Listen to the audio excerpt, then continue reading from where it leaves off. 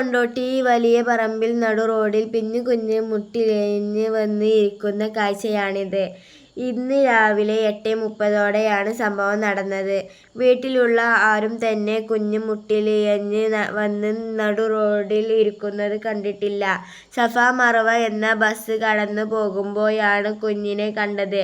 Driver രാമചന്ദ്രന്റെ പെട്ടെന്നുള്ള ഇടപെടലിലാണ് കുഞ്ഞിനെ രക്ഷപ്പെടുത്താനായത്. ഉടനെ ബസ് നിർത്തുകയും കണ്ടക്ടർ നവാസ് ഇറങ്ങി കുഞ്ഞിനെ എടുക്കുകയായിരുന്നു. റോഡിലിരിക്കുന്ന കുഞ്ഞിന്റെ ദൃശ്യങ്ങൾ ബസിന്റെ CCTVയിൽ പതിഞ്ഞു. റോഡരികിൽ വീട് ഉള്ളവർ തീർച്ചയായും കുഞ്ഞുമക്കളെ നല്ലോണം ശ്രദ്ധിക്കണം.